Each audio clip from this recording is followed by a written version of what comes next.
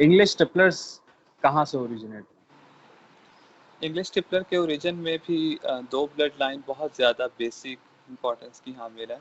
एक तो Iranian blood line है, जो कि वहाँ पर पुराने वक्तों में जब ब्रिटिश जो कॉलोनी था Persia, before Iraq and Iran partition, तो उस टाइम पर जो स्टॉक यूरोप में गया वहाँ से, जो कि ज़्यादातर सफ़ेद कलर के बर्ड थे, मुख्तलिफ लाल दागों वाले और कुछ बिल्कुल वाइट, ईरान से, ईरानियन तेहरानी का जो परफॉर्मिंग नेचर का ब्लड लाइन था, तो उसको क्यूमुलस बेसिकली एक गुच्छा क्लस्टर को कहते हैं, मुख्तलिफ चीज़ों का एक कम्बिनेशन सा बना हो, तो उससे तशबीह देते हुए उन्हें क्यूमुलेट का नाम दे दिया गया, एक वेग टर्म। जैसे आजकल आप कह सकते हैं कि और लेक निकोलाइविस्की और सभी को स्काई कटर कह दिया जाता है, एक वेग टर्म है, प्रॉपर ब्रीड नेम नहीं है।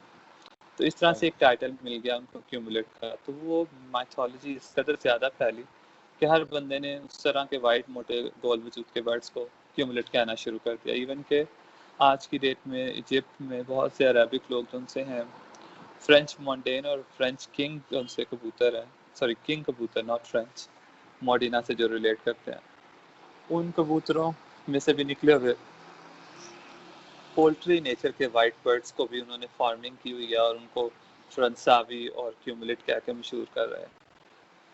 अमेरिका में उनका जो सा स्टैंडर्ड है वो नेदरलैंड लो फ्लैट टम्बलर्स वाला नज़र आता है। हमारे देसी अवाम जो सी है उस आई थिंक बदर मुनीर नामी कोई लड़का था, वो हजरत कह रहे हैं जी कि लो फ्लैट मलवई जो उनसे हैं वो असल में क्यूमुलेट है, वो यहाँ से क्यूमुलेट लेके गए, और जान साहब वाली वो फेक विकिपीडिया जिसको बिल्कुल फाल्सली वेंडल लेवी साहब ने बगैर किसी रिसर्च के उठा के वहाँ पे छाप दिया अपनी इंसाइक्लोपीडिया में, जिसकी वजह से ये गुमराह करने वालों को मजीद गुमराह करने का मौका मिला अवाम को।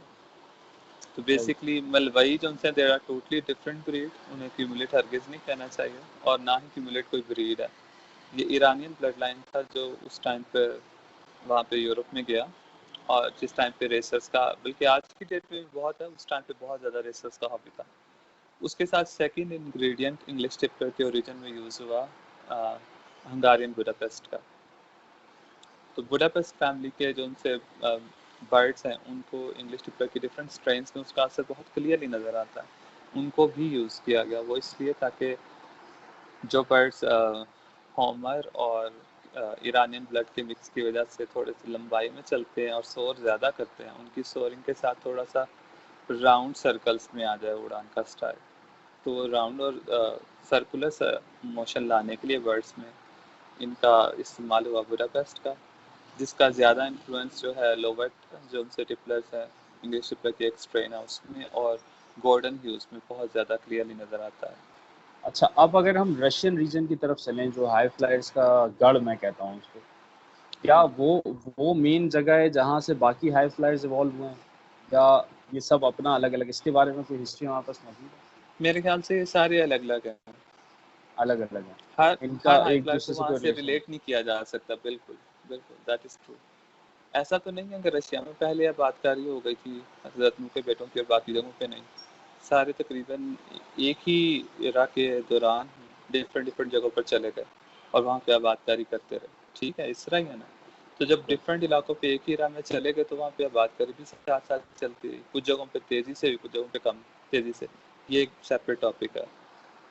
तो जो रशियन रीजन में चीज़ें इवॉल्व हुई, डेवलप हुई, उनको उन्हीं का ही क्रेडिट मिलना चाहिए। अगर उनका कोई ऐसा रिलेशन जुड़ता नज़र आता है कि किसी दूसरी चीज़ से वो इवॉल्व हो सकते हैं, तो उसकी कोई स्ट्रक्चरल और परफॉर्मेंस रिलेटेड कोई ऐसी एग्जाम्पल या डिमॉन्स्ट्रेशन सामने आनी चाहिए जिसमें पता चले कि हाँ भी ये इस चीज़ से निकले हैं। टर्किश टकला टम्बलर्स से तो लिक्स का ओरिजिन नहीं हो सकता, क्योंकि टकला टम्बलर्स जिस तरह से स्टीप करते हुए आते हैं और लंबाई में चलते हैं, और लिखा फ्लैट्स वैसे चलते ही नहीं है। बिल्कुल सही। तो जहाँ पे उनमें इस तरह का कोई, जिसे कहते हैं, ट्रेट ही नहीं है उनके फ्लाइंग बिहेवियर में, तो किस तरह से हम उनको रिलेट कर लें इनके साथ। ईरानियन ब्रीड्स में आबादानी टम्बलर्स डिफरेंट वजूद के हैं, चाहे वो स्टेशनरी रहकर उड़ते हैं किसी हद तक, लेकिन उनका स्टेशनरी रहना और लिखाए फ्लाइट्स वाली उड़ान तो नहीं है। अब स्टेशनरी रहने की बात कर ली जाए तो इंडोनेशियन कुकू कुकू पिजन्स जो है, जिनको इंडोनेशियन बटरफ्लाई पिजन भी कहा जाता है, उनकी जो एरियल लैंडिंग है वो देखने वाली होती है। हालांकि वो उड़ते उनसे हैं, बड़े बड़े गेड़ों में हैं, लंबे लंबे गेड़ों में ऊपर जाते हैं, ऊपर जाके बिल्कुल स्टेशनरी हो जाते हैं। और इवन के उतने एक्यूरेट 90 डिग्री पे तो शायद ऑर्लिक भी पॉसिबली ना आ पाते हो उतना एक्यूरेट जितना एक्यूरेट जितना वो वो आता उतर है। रहे होते हैं। और बिल्कुल क्लोज किट में एक दूसरे के साथ ऑलमोस्ट जुड़े हुए, और बिल्कुल ऐसे उतरे होते हैं जैसे कोई यूएफओ उतर रहा हो। अब उनका वजूद देखें, सही। ना उनका वजूद रिलेट करता है ऑर्लिक्स के साथ, ना उनका फ्लाइंग स्टाइल। अच्छा, दूसरा ये कि थोड़ा सा रशियन रीजन के बारे में बताइए। एक मिसकंसेप्शन है कि ये कबूतर तो जनाब हमारी आवाम जो है वो इनको दिखाओ तो कहते हैं कि तेज हवा में उड़ ही नहीं सकते। ये हालांकि जिस जगह से वो ओरिजिनेटेड है, यूक्रेन, और वो जो कोस्टल एरिया है बिल्कुल समंदर के पास, कराची से भी अगर कंपेयर किया जाए तो शायद एयर प्रेशर में कोई किसी किस्म का डिफरेंस नहीं होता। इवन जो बहुत सारे यूट्यूब चैनल्स हैं जो लिंक्स भी हम बल्कि नीचे शेयर कर सकते हैं, वहाँ पे जितनी भी जगहें जहाँ वो लॉफ्ट रखे हुए हैं वो बिल्कुल सी साइड के पड़ोस में, और वहाँ कबूतर जो है वो खड़ा रहता है। तो इसके बारे में थोड़ा सा बताएं कि लोगों की क्या मिसकंसेप्शन है कि हवा के अंदर स्काई कटर जैसी फैमिली होती है। रशिया के ऊपर की तरफ अगर हम जाएं मैप के ऊपर देखते हुए, तो मैप में हमें उसके ऊपर जो सा है वो नॉर्थ पोल नजर आता है, जिसे कुतब कहा जाता है। अब कुतब की हवाएं सर्दी के लिए मशहूर है कि जब वो चलती हैं तो यहाँ पे विंटर सीजन आता है। इसी तरह ही है, सर्द हवाएं भारी होती हैं, उनमें प्रेशर जो सा ज्यादा होता है। गर्म हवाओं की निस्बत गर्म हवाएं हल्की होती हैं और जल्दी ऊपर उठ जाती हैं। सर्द हवाएं जल्दी ऊपर नहीं उठती, ठीक है ना। ऐसे। और अगर हम बैरोमीटर्स के स्केल्स को नोट करें तो रशिया और कनाडा, ये जो जितनी भी नॉर्दर्न बेल्ट ऊपर चलती है ना अपर साइड पर अर्थ के, इसमें सबसे ज़्यादा फॉरेस्ट्री पाई जाती है, जंगलात यानी सबसे ज़्यादा है। और जंगलात के अलावा इसमें सबसे ज़्यादा प्रेशर की हवाएं चलती हैं, क्योंकि रशिया में जो सा आपको पता है माउंटेनस जो सा है सिलसिला वो बहुत कम है। प्लेन्स बहुत बहुत बड़े हैं, बहुत खुले खुले ओपन प्लेटूस एरिया हैं। है। हाँ बिल्कुल। तो वो जो प्लेन जंगलात है वो हवा को इस अच्छे से रोक नहीं पाते, जिससे ये होता है कि वहाँ पे एयर प्रेशर ज़्यादा होता है। एक सही। तो भारी हवा, ऊपर से ज़्यादा प्रेशर वाली, ठीक है।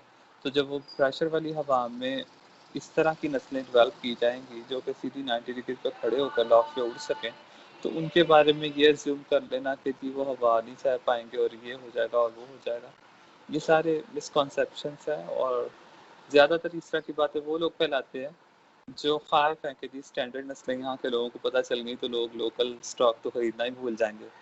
और ये किसी हद ऐसे। तक रियलिटी भी है कि हर इंसान का हक है कि वो अच्छी से अच्छी चीज़ रखे। कोई फ़र्ज़ तो नहीं है कि लोगों ने कसम खाई हुई है कि जी उन्होंने फलाने उस्ताद की फलानी कही हुई फेक ब्रीड को ही परचेस करना है। मेन सही। चीज़ तो लोगों का अपना राइट है कि वो किस चीज़ को लाइक करते हैं, किस चीज़ को बाय करते हैं। जहाँ पे यहाँ पे दूसरी दुनिया की बेतहाशा पेट्स हैं, तरह तरह के डॉग्स हैं, कैट्स हैं, तरह तरह के इंटरनेशनल ब्रांड्स हैं यहाँ पे इम्पोर्ट होते हैं घोड़ों के। ऐसे। वो सारे भी तो खुद नहीं ना बनाए। गाय की ऐसे। बहुत ज़्यादा इम्पोर्ट होती है, और होलिस्टीन काउस हैं, वो पिछले 10-12 सालों में बहुत ज़्यादा आम नज़र आने लगी हैं, कुर्बानी के लिए भी लाई जाती हैं। तो वो क्या इन लोगों ने खुद बना ली? तो फिर किस तरह का वो सो कॉल्ड फेक प्राइड है जिसकी बेस पे हम इंटरनेशनल ब्रीड्स को रिकग्नाइज ही नहीं करते और उनके बारे में मुगालतों का शिकार हो जाते हैं। एक और बात जो हम लोगों को बताई जाती है कि जी जब विंटर आता है ना नॉर्दर्न साइड पे यानी रशियन साइड पे, साइबेरिया, इन सारे इलाकों में, तो वहाँ के जंगली परिंदे जो उनसे हैं वहाँ के खुले जंगलात से, वो मूव डाउन करते हैं सदर्न कंट्रीज़ की तरफ, जिसमें सब कॉन्टिनेंट के एरियाज भी आते हैं। तो जैसे आप कह लें कि बाज, उकाब, शाहीनों की तरह तरह की वैरायटीज़ जो शिकारी परिंदे हैं वो भी यहाँ पर आते हैं। तो जब ये परिंदे उस इलाके में रहते हुए रशियन हॉर्नबिल हाई फ्लायर्स को वहाँ पे कामयाबी से इवॉल्व होने से नहीं रोक पाए, तो वो यहाँ पर क्यों नुकसानदेह होंगे उनके लिए? ऐसे। बिल्कुल एक सही बात है। अंडरस्टूड सी बात है, जहाँ पे हवा भी है, टेम्परेचर भी मतलब हद से ज़्यादा माइनस में बाज का चला जाता है। हवा का चैलेंज, टेम्परेचर का चैलेंज एनर्जी वाइज, और इसके अलावा शिकारी परिंदों का चैलेंज, ये 3 मेन चैलेंजेस है ना। तो ये तीनों चैलेंजेस तो ऑलरेडी फेस करके वहाँ पे इवॉल्व हुए हैं by the passage of time. तो ये कहना कि जी वो ब्रीड इनको टैकल नहीं कर पाएगी, ये सिर्फ और सिर्फ लैक ऑफ रिसर्च को शो करता है। ऐसे बिल्कुल। हालांकि हमने बहुत सारी वीडियोस अभी रिसेंटली भी शेयर की जिसके अंदर यहाँ तो खैर फैल्कन्स आता भी नहीं है, पेरेग्रिन फैल्कन जिसको कहा जाता है वो तो इधर एक्सटेंसिव है भी नहीं जो यहाँ पे माइग्रेट करता है। यहाँ ज़्यादातर हॉक्स हैं और बिल्कुल। हॉक्स का अपना शिकार बेसिकली कबूतर है भी नहीं। वो तो बहुत हम्म। मजबूरी में आके कबूतर मारता है क्योंकि वो काफ़ी बड़े वजूद का होता है। असल जो हम्म। शिकारी है कबूतर का वो पेरेग्रिन फैल्कन है। और हमने हम्म। देखा कि वो स्काई कटर्स के पीछे 10-10, 15% तक पार होता है लेकिन उसको पकड़ नहीं सका बिल्कुल, वो। यही उसके बात है इवन कंपैरिजन के। पे रेसर को वो इजीली पकड़ लेता है। आप देखें ना, ये सहारनपुरी जो उनसे हैं, इनको ले जाया गया नेपाल में और बड़ा हाईली पब्लिसाइज किया गया। और लोकल यहाँ पाकिस्तान के दुकानदारों ने भी बहुत ज़्यादा अपने मिक्सचर्स वहाँ पे सेंड किए। अब उनका फ्यूचर वहाँ पे क्या है कि जब बेचारे वो उड़ाते हैं तो ये दौड़ते हैं बच्चे, जब दौड़ते हैं तो पकड़े जाते हैं हॉक्स के हाथों। ऐसे तो या तो इनके क्लेम्स इतने सच्चे हों कि ये कहें कि जी हमारा एक भी बर्ड बनाया हुआ नहीं पकड़ा जाता। जब पकड़े जाते हैं और उसको हिले हुज्जत के लिए ढूंढ रहे होते हैं, कभी दुमों के ऊपर पन्नियाँ रंग बिरंगी लगा रहे हैं, कभी कुछ कर रहे हैं, कभी कोई स्प्रे कर रहे हैं। हर जगह हर ग्रुप में ये पूछा जा रहा होता है कि हम बाजों से कैसे बचाएं। भाई सीधी सी बात है, जब आपके उस्ताद लोग ये क्लेम करते हैं कि जी हमने इतने अच्छे कबूतर बना लिए कि जो बाजबारी से बच जाते हैं सिर्फ अपनी तेज़ी की बुनियाद के ऊपर, तो फिर क्यों जगह जगह इतनी परेशानी से पूछा जा रहा होता है कि बाजबारी से बचाव का तरीका बताया जाए। सही, बिल्कुल सही है। अभी और थोड़ा-सा अगर जी, जी, कहिए आप क्या कह रहे हैं? और दूसरा ये कि बाजबारी से तो रेसिंग कबूतर और जो जंगली कबूतर है वो नहीं बच पाते, वो कितने हाँ, फुर्तीले और तेज होते हैं। बिल्कुल, बिल्कुल। तो ये देखें अज्यूम करना। हाँ। हर शिकार के लिए शिकारी परिंदा एक अलग तरह से इवॉल्व हुआ हुआ है। इवन चिड़िया जो इतनी बिल्कुल। छोटी-सी होती है और इतनी तेज़ होती है, उसके लिए एक अलग ब्रीड है जो उसको पकड़ती है। तो यस। आप जो स्पैरो हॉक। जो एग्ज़ैक्टली तो आप जो जैसी-तैसी ब्रीड बना लें, उसको मारने के लिए शिकारी आ जाएगा, वो कोई मसला नहीं है। क्योंकि अब देखें ना उ रशियंस ने इन चीज़ों को कैसे केटर किया उन्होंने। अब देखें वहाँ पे किसी आम भी शौकीन के पास देखेंगे ना तो आपको 100-200 से ज़्यादा और लिखा है फ्लाइट्स ही नजर आएंगे, कुछ कोई 10-20 या 15-20 नहीं नजर आएंगे। और वो ऐसे इतने ज़्यादा कबूतर रखकर उनको उड़ा रहे होते हैं, उनको ये डर नहीं होता कि हमने उड़ाया तो ये चले जाएंगे ऐसे या बाहर गिर जाएंगे या रात को आएंगे नहीं, या रात को चलो नहीं है सुबह नहीं आएंगे। वो जो हजार हजार कबूतर रख के 7-8 कबूतर उड़ाना मुश्किल हुआ होता है ना, उन लोगों को सोचने की जरूरत है कि वो क्या चीज रख कर बैठे हुए हैं। बिल्कुल सही, बिल्कुल सही। अभी मैं ये चाहूँगा कि आप अपने हमारे व्यूअर्स को थोड़ा-सा जो है रशियन रीजन के बारे में भी एक ओवरव्यू दे दें कि वहाँ पे जब आप डिफरेंट ड्रम्स यूज़ कर रहे होते हैं, तो क्या-क्या डिफरेंसेस हैं? एक स्काई कटर तो एक इन जनरल ड्रम है जो हम उन सबके लिए यूज़ कर रहे होते हैं। वहाँ पे क्या-क्या बेसिकली चीज़ें नज़र आती हैं? हाँ, रशियन रीजन में जो प्योर हाइप्लाइट्स की फैमिली है वो बिलोंग करती है निकोलाई विस्की हाइप्लाइट्स के साथ। अब निकोलाई विस्की हाइप्लाइट्स जो है हेलो? वेस्टर्न रशिया से लेकर यूक्रेन तक फैले हुए हैं, इंक्लूडिंग लिथुआनिया।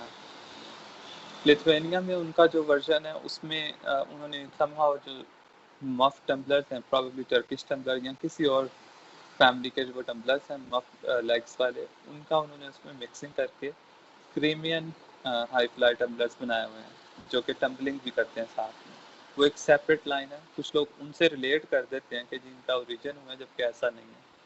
वो एक फैंसी वर्जन है जो एग्जीबिशन क्वालिटी के साथ साथ उसमें टम्पलिंग नेचर की कैरेक्टरिस्टिक डेवलप करने के लिए बनाया गया है। अब लिथुआनिया से नीचे की तरफ आए तो आ जाता है यूक्रेन।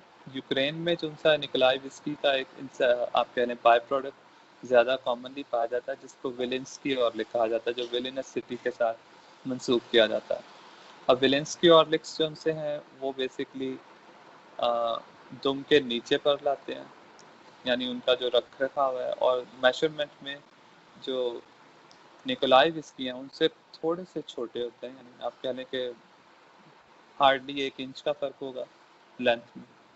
और जो दूसरे हैं पॉलिश हॉर्लिक्स उनसे 1-2 इंच बड़े होते हैं, यानी ये साइज में डिफरेंस आता है उनके। और फ़र्क ये होता है उड़ान के स्टाइल में दोनों का कि विलेंस्की हॉर्लिक्स जो उनसे हैं वो कदरे आप कह लें कि यू शेप में पर चला रहे होते हैं, जबकि जो निकोलाई विस्की हाई फ्लायर्स हैं जो मेन इंसेस्टर हैं उनके उड़ान के दौरान डब्ल्यू साइन बन रहा होता है, यानी वो अपनी बगल को इस कदर एक्सपैंड कर देते हैं कि ऑलमोस्ट जिस तरह बाजू का गोल्डन ईगल पर चला रहा होता है ना, जब वो इनिशियली राइज करता है और परों को ऐसे आगे की तरफ स्पेंड कर रहा होता है ताकि वो एयर थर्मस के ऊपर चढ़ाई कर सके, उस तरह की मूवमेंट समहाउ देखने को नज़र आ रही थी, जिससे इन्फ्लुएंस होकर ये ऑर्लिक की टर्म जो है, जो कि पोलिश वर्ड है जिसका मतलब ईगलेट होता है, यानी बाज का बच्चा। दूसरा बाज का बच्चा बाजू का उड़ते हुए बड़े खूबसूरत से पर फैलाए हुए हवा में तैर रहा होता है ना, तो वो उस इमेजिनेशन को उन्होंने एसोसिएट करते हुए उस फ्लाइंग कैरेक्टरिस्टिक से रिलेट कर दिया और ऑर्लिक का नाम रख दिया। तो विलेंस्की ऑर्लिक्स बेसिकली यू शेप बनाते हैं, पर चलाने में थोड़ा डिफरेंस है, और निकोलाई इसकी डब्ल्यू साइन बनाते हैं। और विलेंस्की ऑर्लिक्स से फर्दर जो डाउन बाय प्रोडक्ट बनी, जो पोलैंड में ज़्यादा मशहूर हुई, जहाँ से पोलिश ऑर्लिक्स बहुत ज़्यादा फेमस हो गए, वो ब्रीड थी लुबिल्स्की ऑर्लिक, जो कि लबलिन नामी स्टेट है पोलैंड की, लबलिन से बिलोंग करते हैं वो, और उन्हें लुबिल्स्की ऑर्लिक कहते हैं। उनका जो साइन होता है उड़ान के दौरान, वो वी शेप साइन होता है, यानी वो बैक फोर्थ कर रहे होते हैं पर को, और साइड एक्सप्रेशन उतना ज़्यादा डिटेल्ड और वाइड नहीं होता जितना इनके जो फर्स्ट टू एंसेस्टर्स हैं उनमें होता है। और उड़ते ही सारे के सारे टुशिलिटी फैमिली के वर्टिकल उड़ान में है। इनसे ही मिलती जुलती एक ब्रीड और पाई जाती है, रशियन स्टेट है कुर्स्क। कुर्स्क जो स्टेट है उससे रिलेट करते हैं कुर्स्क की हाई फ्लायर्स।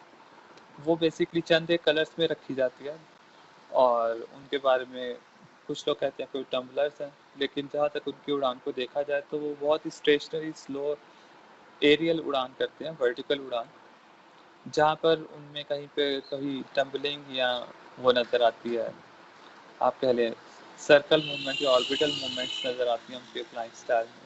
वो बेसिकली किसी दूसरी ब्रीड की मिक्सिंग से हो सकती हैं, जिसमें जैकुरेट जो कुर्सिक हाई फ्लायर्स जिनसे हैं उनमें जहाँ पर आपको सर्कुलर उड़ान नज़र आए थोड़ी बहुत, या फिर टम्बलिंग नज़र आए, तो बेसिकली वो गलाती टम्बलर्स वहाँ की एक उस एरिया की खास ब्रीड है जिसकी मिक्सिंग से पॉसिबल हो सकता है। अदरवाइज जो कुर्सिक हाई फ्लायर्स जो प्योर है उनमें वर्टिकल उड़ान होती है। उनका जो फ्लाइंग स्टाइल है उसमें मेन डिफरेंस होता है उनके परों की मूवमेंट का, कि गलाती टम्बलर्स नामी एक ब्रीड है, उसकी मिक्सिंग से जो उनका है कुर्सिक हाई फ्लायर्स के फ्लाइंग स्टाइल में थोड़ा बहुत वेरिएशन शो हो सकती है कई जगहों पर, क्योंकि गलाती भी अक्सर उस तरह के कलर में ही रखे जाते हैं जिस तरह कलर कुर्सिक में होता है, लेकिन उतना फाइन कलर नहीं होता। अब कुर्सिक हाई फ्लायर्स का जो ओरिजिनल फ्लाइंग स्टाइल है उसमें बेसिकली वो जो दूसरे मेंबर्स है टुशिलिटी फैमिली के, जिस तरह ऑर्लिक्स में वी, यू और डब्ल्यू साइन बनते हैं विंग मूवमेंट के, जो कुर्सिक हाई फ्लायर है इसमें टी साइन बनता है, यानी ये साइड वाइज पर रखते हुए उसको बिल्कुल स्लाइटली हल्के अंदाज से फ्लैप करते हैं, जैसे बिल्कुल ही बटरफ्लाई विंग हो, लेकिन बिल्कुल साइड पर रखते हुए आगे की तरफ नहीं लाते, तो वो वी की बजाय एक्चुअली टी साइन बन रहा होता है इनके परों का।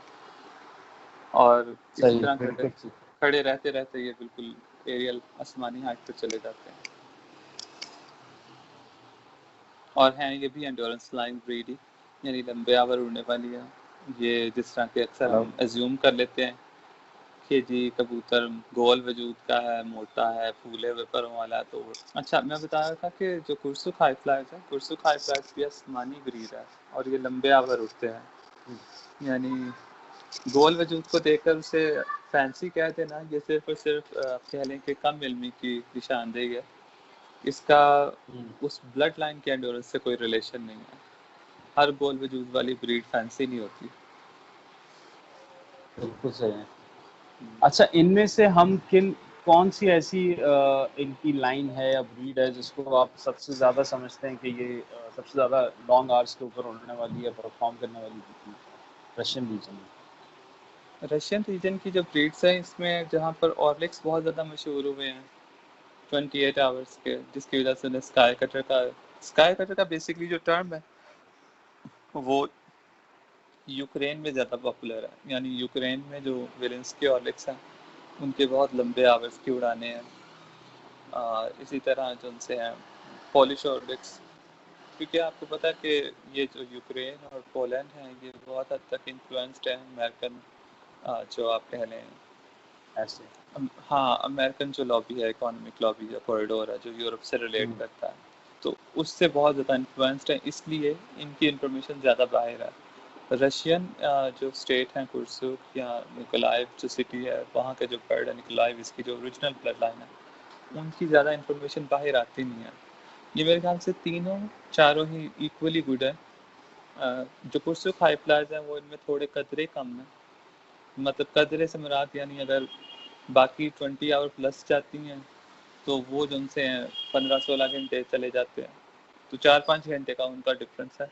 वो भी कोई इतना सब्सटैंशियल डिफरेंस अगर हम कहें ओवरऑल कंपैरिजन में तो वो नहीं है, क्योंकि अगर एक बंदे को 14-15 घंटे उड़ान मिल रही है बिल्कुल स्टेशनरी नेचर की, खड़े रहकर उड़ने वाले बर्ड जो आसमान बंद हो और खुलकर नीचे उतरे और लंबाई में ना चले, ब्यूटी ऑफ फ्लाइट भी नज़र आए और बर्ड भी देखने में खूबसूरत है, तो और क्या चाहिए। ये 4-5 मेन ही बिल्कुल रिक्वायरमेंट्स सही होती कहा। हैं अच्छे हॉबी की।